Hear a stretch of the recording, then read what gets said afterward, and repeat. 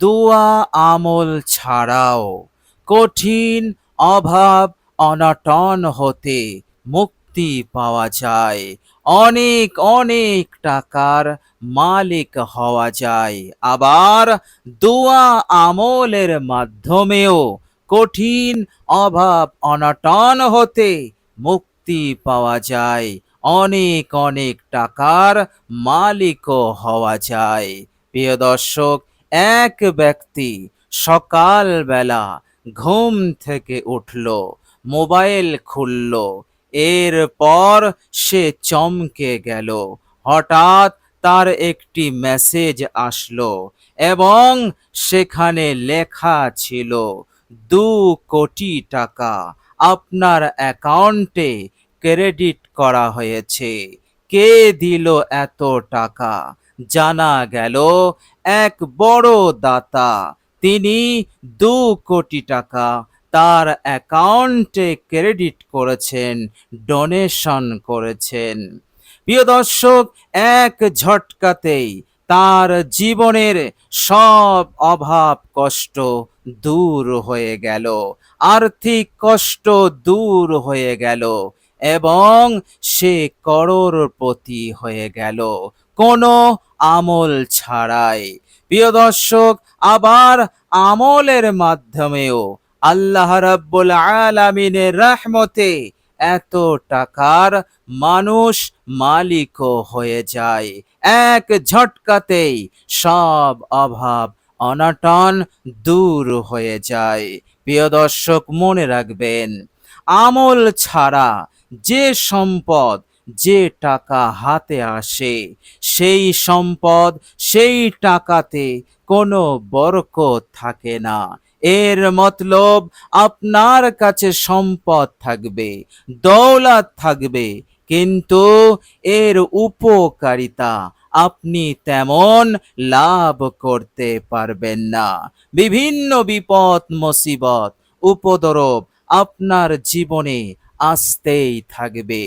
একাধিক ভাবে রোগ ব্যাধি একের পর এক আসতেই থাকবে। আপনার সম্পদ থেকেও আপনার জীবনে চैन সুকুন শান্তি থাকবে না। প্রিয় দর্শক, আর আমলের মাধ্যমে আপনি যদি এত টাকা লাভ করেন, সঞ্চয় করেন, অভাব অনটন হতে নাজাত পান আমলের মাধ্যমে, তাহলে আপনার জীবনে এক বরকত থাকবে, আপনার জীবনে চैन সুকুন শান্তি থাকবে। কঠিন বিপদ আপদ মুসিবত হতে আপনি নিরাপদে থাকবেন। আল্লাহ রাব্বুল আলামিনের ফজল এবং কারামে এই দুনিয়ার হাজার সমস্যা, হাজার ক্ষতি হতে, নুহুসত হতে এবং কঠিন রোগ ব্যাধি হতেও আপনি নিরাপদে থাকবেন। এটাই হচ্ছে পার্থক্য। প্রিয় দর্শক, বিশ্বনবী সাল্লাল্লাহু আলাইহি ওয়াসাল্লামের জামানায় সাহাবায়ে কেরাম রিজওয়ানুল্লাহি আজমাইনগণ, তিনারাও কঠিন অভাব অনটন হতে নাজাতের জন্য এবং আর্থিক সচ্ছলতা লাভের জন্য তিনারা নবীজি সাল্লাল্লাহু আলাইহি ওয়াসাল্লামের দরবারে আসতেন দোয়া জানতে, আমল জানতে। অর্থাৎ তিনারাও দোয়া এবং আমলের মাধ্যমেই অভাব অনটন হতে মুক্তি পেতে চাইতেন এবং আর্থিক সচ্ছলতা এবং অনেক অনেক টাকা লাভ করতে চাইতেন কেবলমাত্র আমলের মাধ্যমে। আমল ছাড়া তেনারা এই দুনিয়ার ধন দৌলত, ধন সম্পদ তেনারা লাভ করতে চাইতেন না। হাদিস শরীফের মধ্যে এর প্রমাণ পাওয়া যায়। মুসলিম শরীফের হাদিস, বর্ণনাকারী হযরত সাআদ ইবনে আবি ওয়াক্কাস রাদিয়াল্লাহু তাআলা আনহু, তিনি বলছেন, এক ব্যক্তি আসলো, তিনি নবীজি সাল্লাল্লাহু আলাইহি ওয়াসাল্লামকে বললেন, ইয়া রাসূলুল্লাহ আল্লিমনি কালামান, ইয়া রাসূলুল্লাহ, আমাকে দোয়া শিখান, যে দোয়ার মাধ্যমে আমি এই মুসিবত হতে, অভাব অনটন হতে মুক্তি পাবো। আমার জীবনে বিরাট সচ্ছলতা আসবে। আল্লাহর নবী সাল্লাল্লাহু আলাইহি ওয়াসাল্লাম সেই সাহাবীকে আমল শিখালেন, দোয়া শিখালেন। এর দ্বারাই প্রমাণিত হয় সেই সাহাবী আমলের মাধ্যমে তিনি এই দুনিয়ার কষ্ট ক্লেশ হতে, কঠিন অভাব অনটন হতে, মুসিবত হতে নাজাত পেতে চাইছেন। এই জন্যই তো তিনি নবীজি সাল্লাল্লাহু আলাইহি ওয়াসাল্লামের দরবারে এসেছেন। প্রিয় দর্শক, এই রকম ভাবে সকল সাহাবায়ে কেরাম রিজওয়ানুল্লাহি আজমাইন গণদের রীতি নিয়ম এটাই ছিল।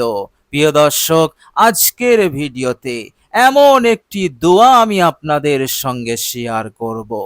এই দোয়াটি আপনি এক জায়গায় বসে বসে ৪১ বার পাঠ করবেন।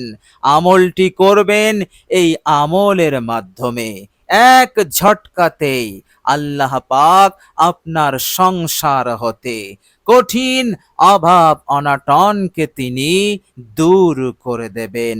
যে অভাব অনটনের চিন্তায় আপনি একেবারে পেরেশান হয়ে আছেন, আপনি কঠিন দুশ্চিন্তার মধ্যে, মুসিবতের মধ্যে আছেন, ইনশাআল্লাহ সব দূর হয়ে যাবে।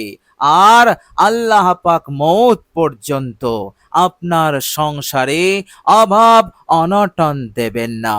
অর্থাৎ আপনি সারা জীবন সচ্ছলতা স্বাচ্ছন্দ্যতার মধ্যে থাকবেন এবং টাকা পয়সার দিক হতে আপনি শক্তিশালী হবেন, স্বনির্ভর হবেন, অমুখাপেক্ষী থাকবেন।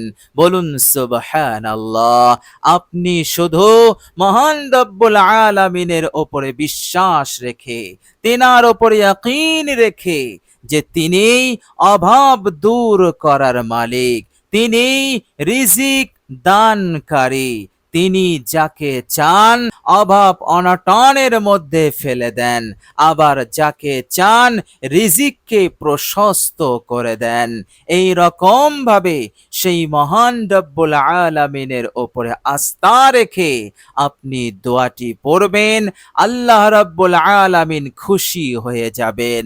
আর আল্লাহ পাক যে বান্দার ওপরে খুশি হয়ে যান, আল্লাহ পাক বলছেন ওয়াতারযুকু মান তাশাউ বিগাইরি হিসাব, আমি যাকে ইচ্ছা করি তাকে বেহিসাব রিজিক দান করে দেই। বলুন সুবহানাল্লাহ। বেহিসাব রিজিক অর্থাৎ আপনি দুই হাত দিয়ে খরচ করেও টাকা শেষ করতে পারবেন না। আল্লাহ পাক এই রকম ভাবে বেহিসাব আপনাকে দান করে দেবেন। বলুন সুবহানাল্লাহ। প্রিয় দর্শক, আল্লাহ পাকের ওপর ইয়াকিন ও বিশ্বাস রেখে এই দোয়াটি পড়ুন। অবশ্যই আল্লাহ পাক কবুল করবেন, আপনার ওপরে তিনি খুশি হবেন ইনশাআল্লাহ। প্রিয় দর্শক, চলুন এবার আমরা দোয়াটি জেনে নেব। প্রিয় দর্শক, এই দোয়াটি সেই সাহাবীকে আল্লাহর নবী সাল্লাল্লাহু আলাইহি ওয়াসাল্লাম তিনি শিখিয়েছিলেন।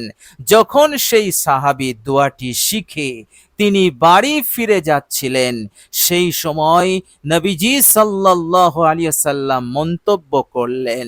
তিনি বললেন, ফাইন্না হাউলাই তাজমাউ লাকা দুনিয়াকা ওয়া আখিরাতাকা, নিশ্চয়ই এই দোয়া যে পাঠ করবে সে দুনিয়া এবং আখেরাত উভয় জীবনের, ফাইন্না হাউলাই এর মতলব সব মঙ্গল, সব কল্যাণ, ভালাই, বরকত, সচ্ছলতা, স্বাচ্ছন্দ্যতা, নিয়ামত সে যেন লাভ করে নিল। বলুন সুবহানাল্লাহ। প্রিয় দর্শকের মতলব দাঁড়ালো শুধু দুনিয়ার বুকে সে সুখে শান্তিতে থাকবে না। মৃত্যুর পর আখিরাতের অনন্তকালের জীবনে সে জান্নাতি হবে আবাদান আবাদান। অনন্তকালের জন্য সে জান্নাতে অবস্থান করবে, সুখে শান্তিতে থাকবে। বলুন সুবহানাল্লাহ।